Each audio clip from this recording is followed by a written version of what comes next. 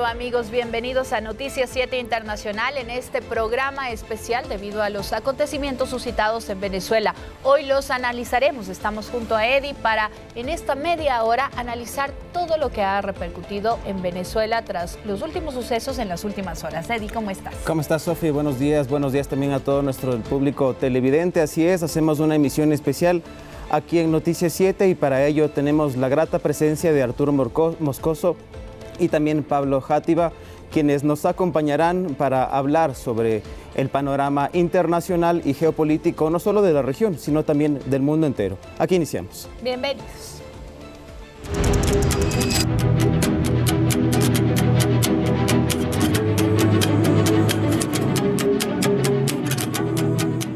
El poder para Nicolás Maduro y su círculo cercano en Venezuela llegó a su fin. En una sorpresiva intervención militar, Maduro y su esposa fueron capturados en Caracas la madrugada de este sábado por las fuerzas especiales estadounidenses. Ellos se enfrentan a la corte neoyorquina por cargos de conspiración narcoterrorista, conspiración por importar cocaína, además de posesión de ametralladoras y dispositivos de destrucción, entre otros delitos.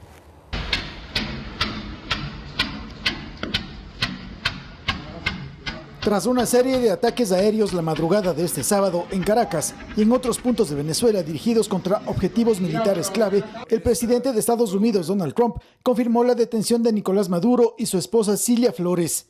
La operación denominada Resolución Absoluta fue planificada desde hace varios meses atrás y fue ejecutada por la Fuerza Militar de Élite Delta Force. El poder militar estadounidense superior marítimo y aéreo fue usado para lanzar un asalto espectacular. Y fue un asalto como el que la gente no había visto desde la Segunda Guerra Mundial. Fue un asalto contra una fortaleza militar bastante fortificada en el corazón de Caracas. Durante la mañana de este sábado, la vicepresidenta venezolana Delcy Rodríguez denunció al mundo la acción militar estadounidense y pidió señales de que Maduro esté con vida. Ante esta brutal situación y ante este brutal ataque, nosotros desconocemos el paradero del presidente Nicolás Maduro y de la primera dama Cilia Flores. Exigimos al gobierno del presidente Donald Trump prueba de vida inmediata de la vida del presidente Maduro. A la par, el ministro del Interior de Venezuela, Diosdado Cabello, pidió calma a la población tras la intervención de Estados Unidos. Y al final de estos ataques, nosotros venceremos. ¡Que viva la patria! Con la difusión oficial de esta intervención militar, el secretario de Estado de Estados Unidos, Marco Rubio, sostuvo que Nicolás Maduro se enfrentará a un juicio penal y que tras esta detención no se esperan nuevas intervenciones militares en Venezuela. De su lado, la fiscal general de Estados Unidos, Pamela Bondi, anunció que Maduro será imputado en el Distrito Sur de Nueva York y que se enfrentará a las acusaciones de conspiración narcoterrorista, conspiración para importar cocaína, posesión de ametralladoras y dispositivos destructivos y conspiración para poseer ametralladoras y dispositivos destructivos contra Estados Unidos. Habla en serio cuando quiere detener el flujo de drogas, de veneno hacia nuestro pueblo. Habla en serio cuando quiere recuperar el petróleo que se nos robó y habla en serio cuando habla de restablecer la disuasión y la dominancia estadounidense en el hemisferio occidental. Esto se trata de seguridad, de libertad y de prosperidad. ¿Qué sucederá después? ¿Qué le espera a Venezuela? Donald Trump aseguró que Estados Unidos va a dirigir al país hasta que haya una transición adecuada. Dijo que habrá tropas sobre el terreno para dirigir Venezuela con paz, de manera justa y con dinero para todos, y que Venezuela vuelva a ser grande de nuevo. Para Trump, lo normal sería que la vicepresidenta Delcy Rodríguez, ahora ya como presidenta encargada, opte por tomar el poder bajo las direcciones de Estados Unidos, aunque ella reiteró el respaldo a Maduro y exigió su liberación.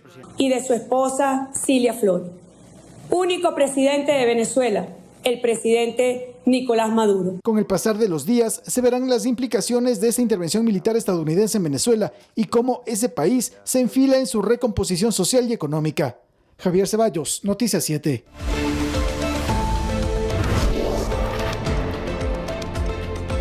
Así es, 10 horas de la noche, pues ya se revelaron las primeras imágenes de la llegada de Nicolás Maduro y su esposa Cilia Flores al aeropuerto de Nueva York tras su captura. No sé si producción ya nos puede ayudar con las imágenes. Se lo ve bajar del avión del que fue trasladado. Ahí tenemos acompañado de un sinnúmero de agentes de la DEA y también agentes militares de Estados Unidos. Estas imágenes rápidamente recorrieron el mundo, pues es la noticia que ha dado la vuelta y que ha dado de qué hablar, Sofi.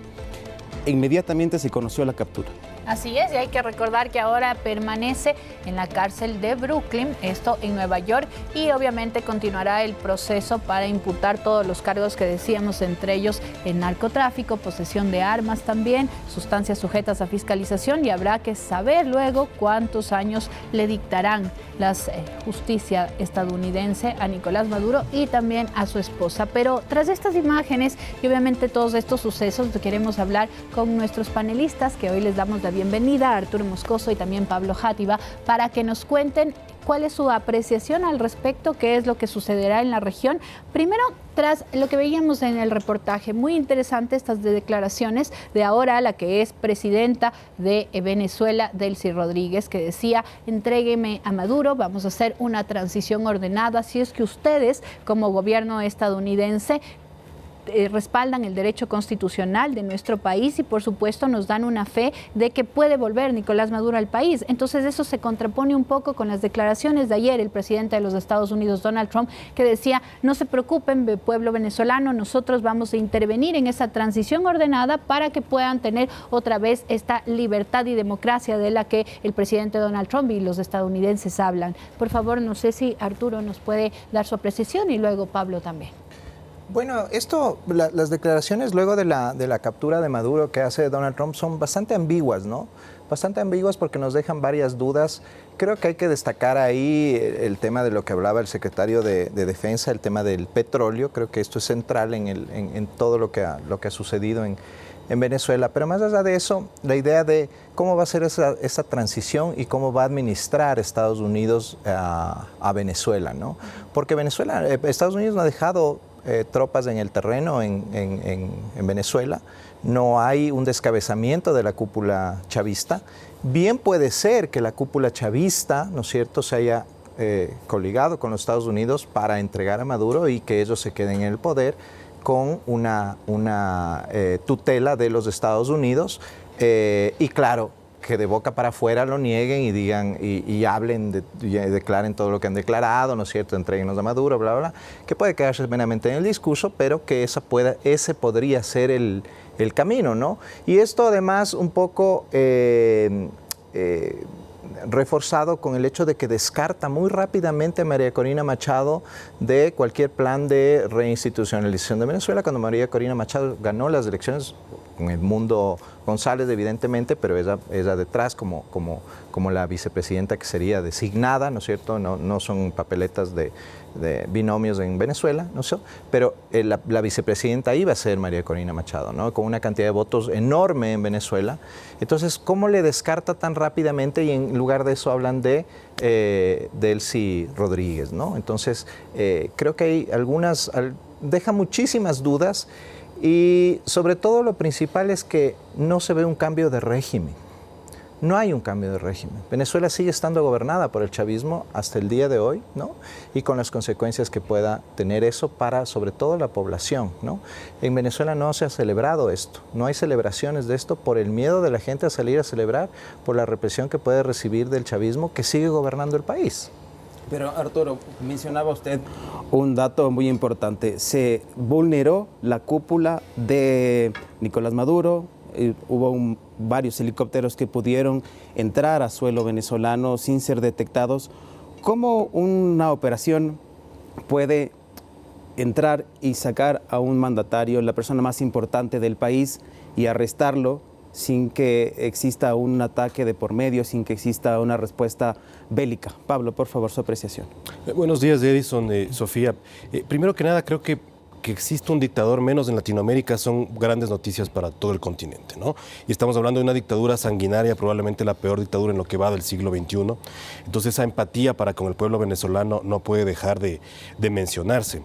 Ahora, respecto a su pregunta, Edison, si es que no hubo resistencia por parte de las Fuerzas Armadas bolivarianas, es porque fue acordada la detención de Maduro, que es lo que los expertos en seguridad de Estados Unidos están mencionando.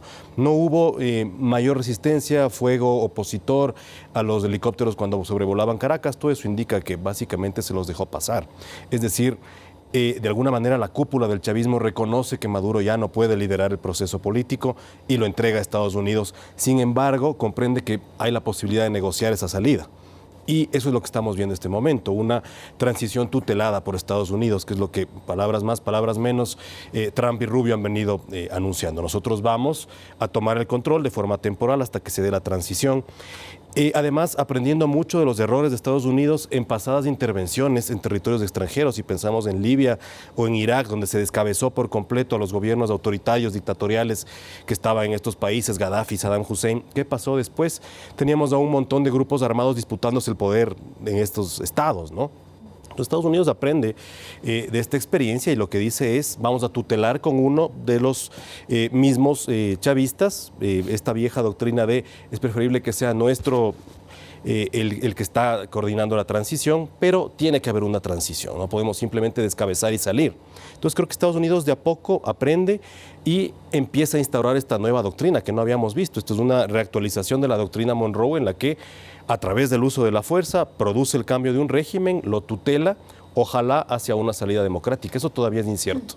Pero entonces ahí podríamos hablar de que ayer en las declaraciones del presidente de los Estados Unidos, Donald Trump, el que decía no hace falta una nueva intervención militar en pueblo venezolano, porque con la que tuvimos puede ser una advertencia de Delcy Rodríguez de que si tú no haces el compromiso que estamos pactando, pueden haber repercusiones. Sería más o menos así, porque las declaraciones de la vicepresidenta, ahora presidenta, son totalmente contrapuestas a lo que nosotros estaríamos hablando de este pacto, ¿no? Ella dice, entrégueme a Maduro, aquí no ha cambiado nada, y también hablábamos de que puede haber represiones actualmente en el pueblo venezolano contra, no sé, alguien que esté en contra del régimen de Nicolás Maduro o el chavismo. Sí, hay incertidumbre luego de la respuesta de Estados Unidos. Sin embargo, es evidente que hay una negociación también. No puede Delcy Rodríguez anunciar el fin del régimen porque la verían como traidora a puertas adentro. Pero al mismo tiempo con Estados Unidos tiene que de alguna manera tener este margen de negociación, que es lo que parece que está pasando en este momento. Y Arturo, ¿usted qué piensa? ¿Sí puede haber esta negociación a futuro? ¿Podemos ver que va a haber cambios paulatinos en esta forma de gobernar en Venezuela para la transición?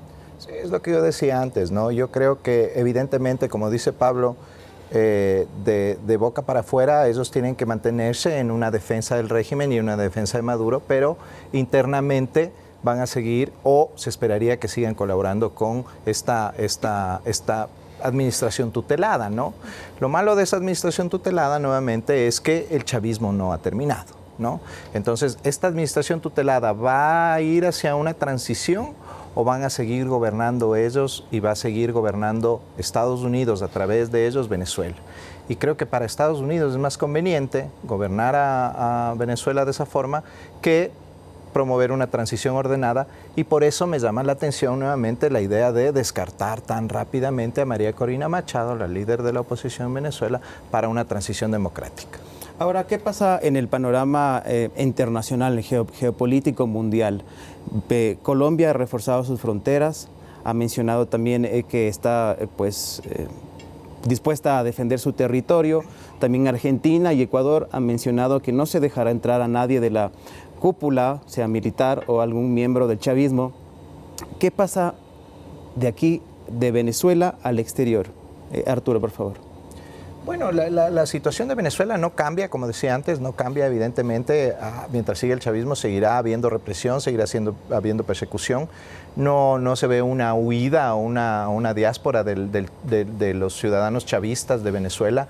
Y si lo que se pretende es cerrar fronteras a nivel de Ecuador y otros países, lo que se va a evitar es que lleguen gente que huye del chavismo, ¿no? Y eso es lamentable realmente, porque es gente que se va de su país porque no le queda otra alternativa. Y a nivel ya regional, esto sí pone mucha presión a los países latinoamericanos, ¿no? Mucha presión porque somos países más o menos débiles dentro del contexto internacional, que es muy poco lo que podemos hacer dentro de una decisión tomada por el país más fuerte del mundo, ¿no? Por el hegemón. Entonces, de esa forma, más allá de ciertas declaraciones que se puedan hacer condenando la invasión, ¿no? Esta mini invasión, porque además entraron y salieron por las mismas, no dejaron soldados en tierra, ¿no? Que es muy poco lo que puede hacer. Además, con la presencia de Trump, que es un presidente que siempre impone su voluntad a rajatabla y que no permite que se le discuta nada, y para eso usa represalias económicas, etcétera, ¿no? Entonces, es complicado para Latinoamérica el escenario frente a esto. Y luego a nivel internacional, que eso es lo que a mí más me preocupa, ¿qué puede pasar con Taiwán y China? ¿Y qué puede pasar con Ucrania y Rusia, ¿no? Si ya pasa esto con los Estados Unidos y a la final, más allá de la retórica de condena que pueda tener esto, ¿no es cierto?, no hay ninguna otra consecuencia, pues entonces tranquilamente Rusia puede hacer lo mismo con Ucrania, ¿no? Asesinar o capturar a Zelensky y poner un gobierno títere, o simplemente ya quedarse con los territorios que reclama de Ucrania. E igual Taiwán, ¿no? China con Taiwán, invadir la isla, ¿no?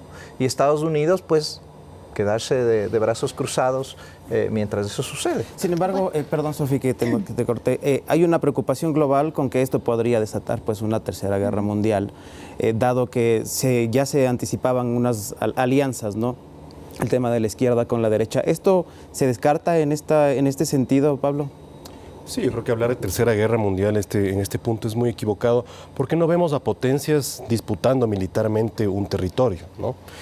Hay potencias que están muy molestas con lo de Venezuela, en el caso de China y Rusia, pero ninguna es capaz de frenar las acciones de Estados Unidos. Esa es la realidad, ¿no? El hegemón sigue intacto, probablemente con debilidades internas, pero sigue siendo la principal potencia mundial. Yo creo que como una de las conclusiones que podemos sacar del tema Venezuela es seguimos asistiendo a la muerte del derecho internacional tal cual como lo conocíamos, a la muerte del sistema liberal internacional basado en normas. Y volvemos a esta lógica de el más fuerte se impone, ¿no es cierto? Que es la lógica tradicional, realista de las relaciones internacionales, donde el más fuerte impone su lógica y el resto, si es que no tienen la capacidad, la misma fuerza militar, económica para hacerle frente, tienen que allanarse a esas decisiones. Yo creo que estamos volviendo a eso, además, con esferas de influencia muy marcadas. Tenemos en Asia a China, Xi Jinping, ¿no es cierto? En la Rusia de Putin con su disputa en Europa, y ahora América para los norteamericanos, ¿no? Más claro que nunca la doctrina Monroe actualizada a través de Donald Trump. Ahora, volvamos un poco a la región y hablemos del petróleo y también la seguridad. Donald Trump ayer decía, bueno, vamos a incorporar a todos los estadounidenses y estas empresas grandes para que puedan ir allá a invertir, arreglar todo lo que está dañado y comenzar a generar petróleo, que se quede una ganancia para el país. Y con ello también supongo que manejar aguas internacionales del Caribe y un poco tratar de controlar, porque aquí estamos hablando de que a Maduro se le imputa por ser uno de los líderes del cartel de los soles y con ello un montón de problemas que ha tenido a la región. Esto puede alivianar, los Estados Unidos van a contribuir también a que el narcotráfico y todos los delitos que se adhieren a esta en nuestra región disminuyan y ayudar a combatir lo que nuestro país incluso también está haciendo con esta guerra declarada al terrorismo. Es complejo y hay que ir por partes, ¿no? Primero, que salga Maduro, que está demostrado, es muy fuerte en cuanto al tema del narcotráfico. Su vínculo es innegable, puede ayudar a ciertas situaciones de alrededor del Mar Caribe, a que disminuya la salida de droga por ahí, pero sabemos que el mayor problema está en el Pacífico, está en Colombia, está en Perú, en Bolivia y principalmente el principal puerto de salida, que es Ecuador. Entonces, el hecho de que en Venezuela termine el control del narco, más bien a mí me preocupa con que hay una desbandada hacia el sur, con que el narco, que ahora ya no va a poder operar a largo plazo en Venezuela cuando ya se dé la transición, va a buscar a dónde moverse. Puede ser Brasil, ¿no? Que ya está sucediendo. Con la invasión, efectivamente. Con la destrucción de las barcas estas en el Caribe, la presión que se ha trasladado ¿Qué mucho pasa al Pacífico? Entonces, para mí, esa es la principal preocupación. Nuestras fronteras son extremadamente porosas. Si es que hay una desbandada del narcotráfico, de grupos delincuenciales organizados hacia el sur, ¿quién los va a contener? En Colombia, evidentemente no, y en Ecuador se puede complicar aún más el problema de la violencia. Por eso el anuncio del gobierno nacional ayer de que ya está incorporando nuevas formas para regular, en especial en aguas internacionales y en nuestra costa, con estas barcazas para el narcotráfico, ¿no? Y también la decisión desde el 24 de diciembre de un poco cerrar las fronteras para alivianar lo que se podría, ustedes decir de este pronóstico, que podría venir nuevamente las bandadas de narcotraficantes para acá. Sí, aunque creo que eso sucederá a largo plazo, ¿no? La idea de que iba a haber una migración masiva rápido hacia Colombia y hacia Ecuador, se daba si es que Estados Unidos bombardeaba población civil, ¿no es cierto? Si es que veíamos una guerra más convencional, pero estamos viendo que no hay bajas. Eso es algo impresionante, la intervención de Estados Unidos. No hay muertos civiles, atacan objetivos militares muy precisos. Entonces no hay gente huyendo de Venezuela, más allá de los 8 millones que ya huyeron del chavismo, ¿no? Entonces tal vez a largo plazo, como le decía, si es que hay un gobierno democrático que esté en contra del narco, veamos que las bandas van a empezar a huir hacia el sur. Sin embargo, no creo que sea una amenaza inmediata este momento. Esperemos que no. Momento de una pausa comercial, Lady. Son las 10 de la mañana con 50 minutos. Regresamos de inmediato en este análisis de la situación de Venezuela con un enlace con una periodista venezolana que está precisamente en Caracas. Ya regresamos.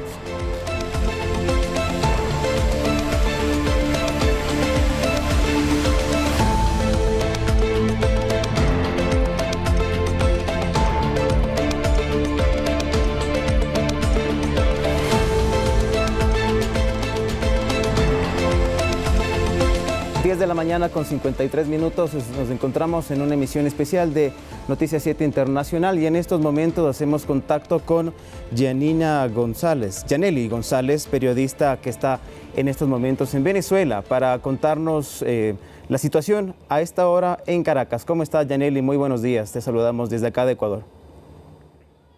Buenos días, gracias a todos por el contacto. Efectivamente estamos acá en Venezuela y pues desde ayer en la madrugada hemos estado viviendo estos acontecimientos que han dejado en shock a todos los venezolanos. La ciudad hoy amanece bastante tranquila, anudado a eso pues es domingo y la verdad es que la cotidianidad venezolana obliga a que los domingos los venezolanos estén en casa, compartiendo con sus familias, pero evidentemente con ese sabor amargo de toda la situación que vivieron los venezolanos en el país el día de ayer.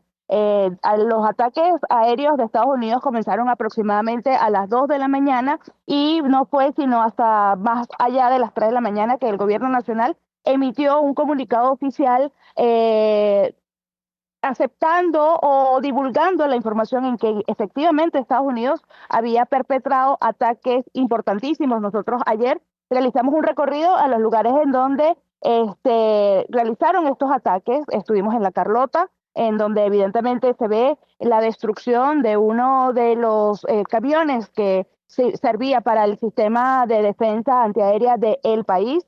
Y también estuvimos en otros diversos sitios donde incluso hubo daños colaterales debido a las explosiones del ataque que Donald Trump y el gobierno de Estados Unidos calificó como ataque cinético a instalaciones militares. Sin embargo, también recogimos una serie de testimonios de venezolanos pues que están preocupados por sus familiares que fueron afectados desde muy grave hasta muy leve tras estos ataques perpetrados por Estados Unidos sobre el país latinoamericano. Hoy el país amanece, digamos, en calma. Como les decía, los domingos en Venezuela suelen ser mucho más tranquilos. Sin embargo, pues hemos salido ya dando un recorrido y hemos visto algunos locales que son muy pocos vendiendo comida y hay largas colas para comprarlas, todos en calma, pero largas colas precisamente por esta zozobra de no saber qué es lo que va a pasar. El TCJ, el día de ayer, el Tribunal Supremo de Venezuela emitió pues una sentencia en el que declara que la vicepresidenta Delcy Rodríguez, por la envergaduría de todo lo que está aconteciendo, debe asumir la presidencia del país latinoamericano. Y se espera que mañana inicie pues el año también legislativo con la instalación del Parlamento del país. Yanely, una consulta, te saluda Sofía desde los estudios aquí de Ecuador TV. Quisiéramos saber qué pasa con la situación de los civiles, de esta Guardia Civil que obviamente respaldaba a Nicolás Maduro. ¿Ha salido a las calles? ¿Hay amedrentamientos a la población civil o todo está tranquilo y bajo custodias obviamente de la policía y las Fuerzas Armadas, pero todo pacífico? ¿Cómo está la situación por allá? Bien, el Estado de Venezuela activó lo que hace algunos meses ellos denominaron como decreto de conmoción exterior y dentro de las normativas emitidas por este decreto de conmoción exterior está el despliegue de la Fuerza Armada Nacional Bolivariana en toda la ciudad, no solamente de Caracas, sino también, digamos, los ejes centrales que fueron los que se vieron afectados por los ataques de Estados Unidos, o sea, 5 estados del eje central de Venezuela, que serían Miranda, La Guaira, el estado Aragua, donde está una de las bases aéreas más importantes de Venezuela, y también Caracas y los valles del Tuy, que vendría siendo también Miranda, pero que es una población, digamos, de Venezuela bastante poblada, ¿no? Los organismos de seguridad ciudadana y los organismos policiales no están reprimiendo civiles. Ellos están custodiando, digamos, las instalaciones que fueron bombardeadas y las que no fueron bombardeadas, digamos, en este primer ataque ejecutado por Estados Unidos. La población está bastante tranquila, están los organismos en las alcabalas, como, digamos, es lo normal, ¿no?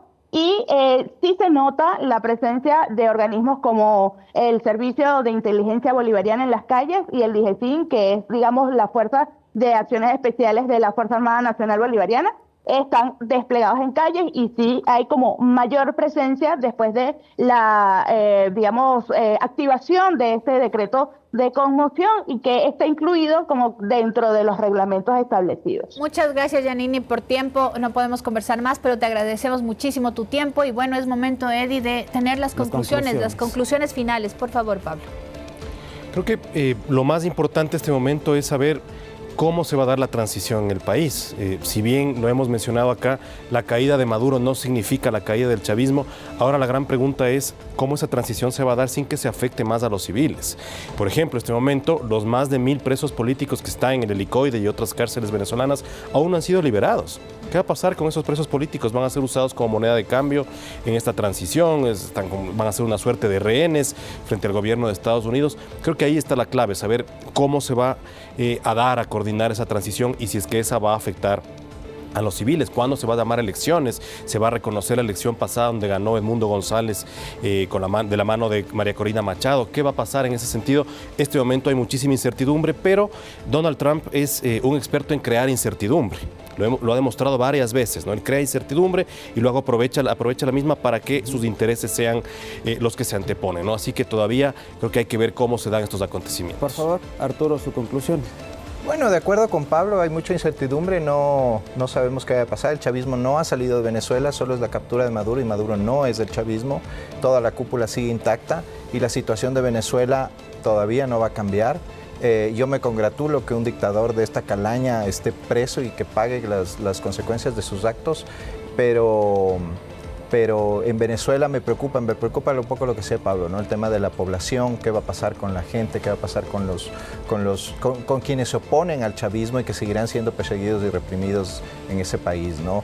Y que parece que eso es una de las preocupaciones menores que tienen los Estados Unidos frente al petróleo y frente al narcotráfico con relación a Venezuela. Sin duda, bueno, pues se nos quedan todavía muchos temas álgidos, el tema de la migración, los 7 millones de venezolanos que están fuera del país, cómo será esta transición.